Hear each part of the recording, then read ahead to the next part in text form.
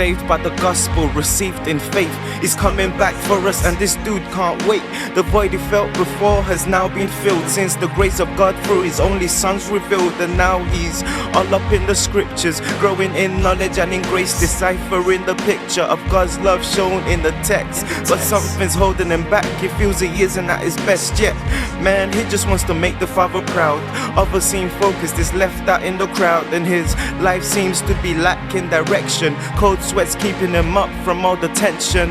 Now he's feeling stressed, oh what a mess. Thought he had enough trust, feeling so perplexed. He just wants to know which path to follow.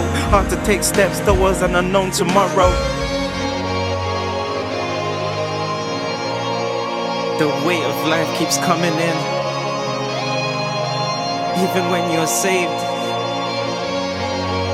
It's even more confusing, cause it's like, okay, God holds my future, so what do I do?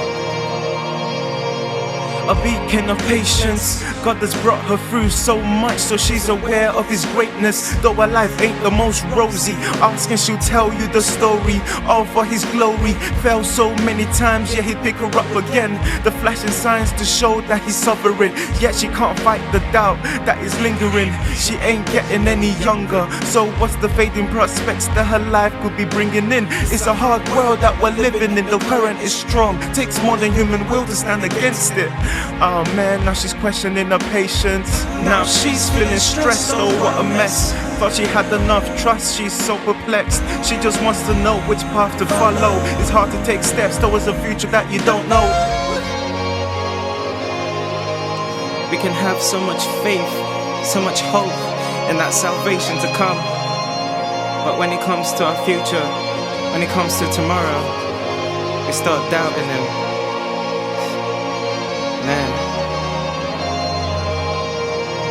what do we do? Man, it's a lot. So many of us right now are trying to figure out what path to take. You know, what does the future hold for us? What's the will of God?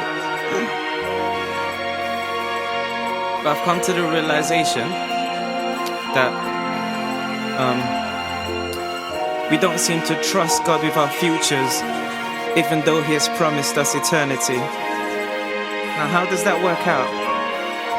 If we've accepted him as Lord and Savior of our souls, then surely we can offer him our dreams, aspirations and goals as well.